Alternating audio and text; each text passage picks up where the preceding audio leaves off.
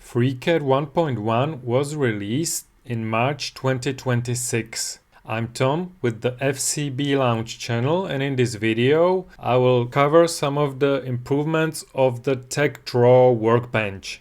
The Tech Draw Workbench enables FreeCAD users to create 2D documentation out of their 3D models.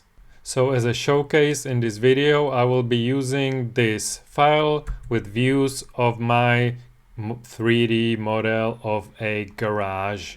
So the highlight of the new release, in my opinion, is the new behavior of view frames. So previously you were using this button to show and hide view frames, but now by default it's not working because the view frame is highlighted when you hover your mouse over the view. So now I'm in the west view, now I'm in the south view, now I'm over the north view, and if I click while the view is highlighted, it's selected.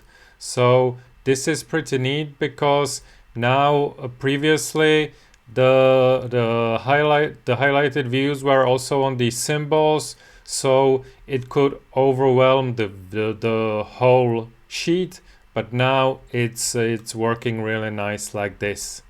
And if you prefer how the view frames were behaving previously, so you want to use this button, you can go to Edit, Preferences, and then in the Tech Draw Preferences, in the General, you can scroll down here, and it's this View Defaults, View Frames mode, and the auto is now the default. And if you want to use the previous one, the behavior of FreeCAD 1.1 and before, you can set it to manual. So now you can see if I hover my mouse anywhere, no frame is highlighted, and if I click this, you can see that all of the frames are highlighted, and you can see that it creates this kind of a mess in this case. So you can understand that with this example I really like the new auto behavior.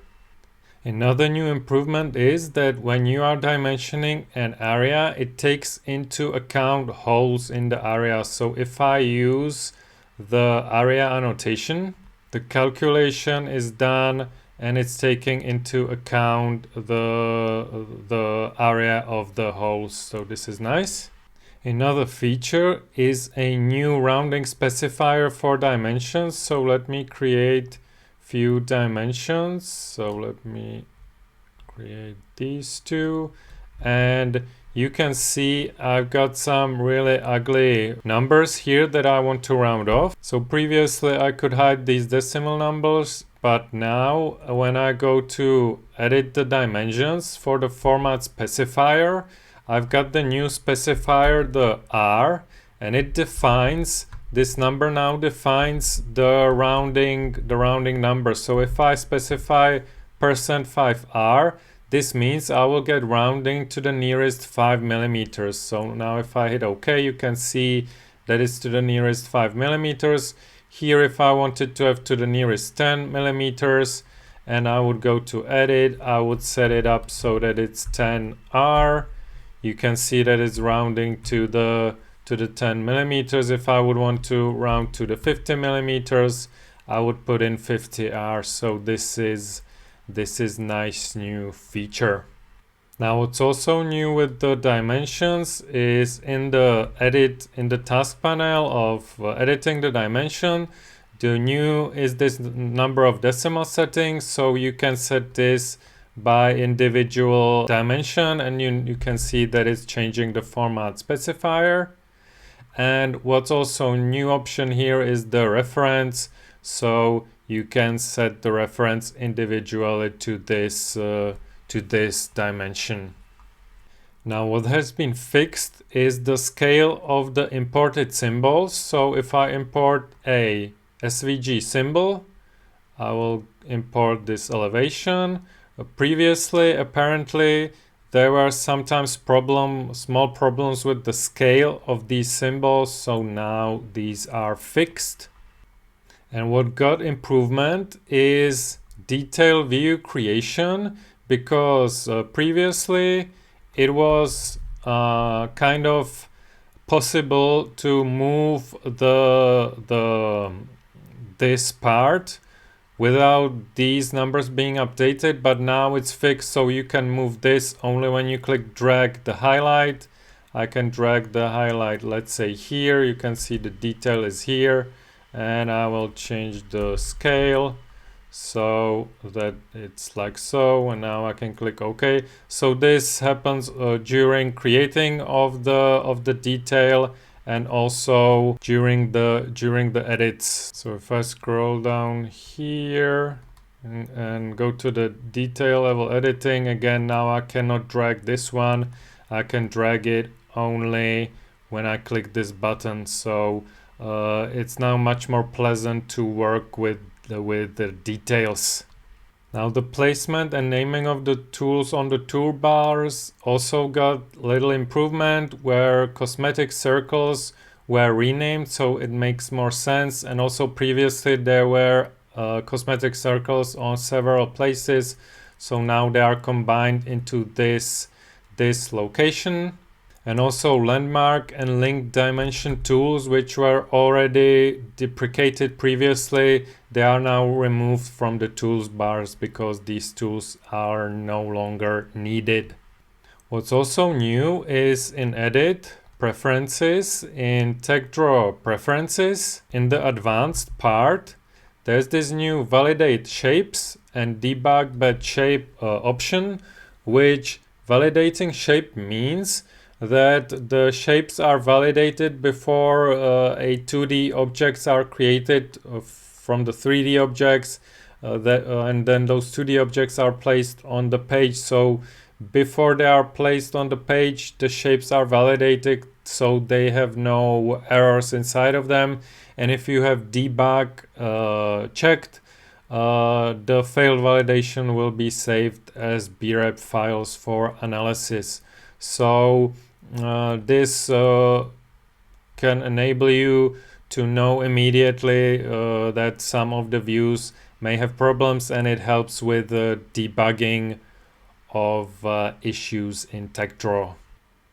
Now another great new feature related to Tech Draw Workbench is that now it's possible to undock the Tech Draw tabs. Previously this was not possible, but now if I go to View, Document window, I've got the option to select the undocked, and now the Tech Draw view is undocked, so I could place it on my secondary monitor and see it there. So this might also prove quite useful. And when you need to dock the window back, you can use the keyboard shortcut VU, which docks back the view.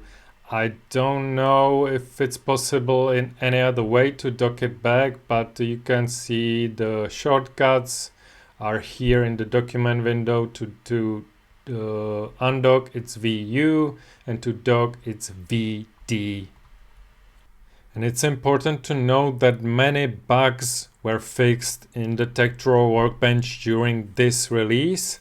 And what I'm most happy about is the handling of text objects in templates, because previously sometimes the texts were behaving unexpectedly, especially when they were editable text, so they were moving kind of around in a funky way, and you had to actually patch that in the SVG template, and for me personally it caused a lot of problems.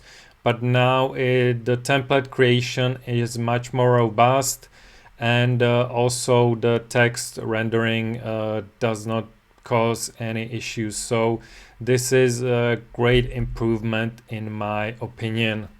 These are all the new features that I will cover in this video. Overall, the FreeCAD 1.1 is quite solid release with regards to the Tech Draw Workbench, and I definitely recommend you to upgrade to it from FreeCAD 1.0.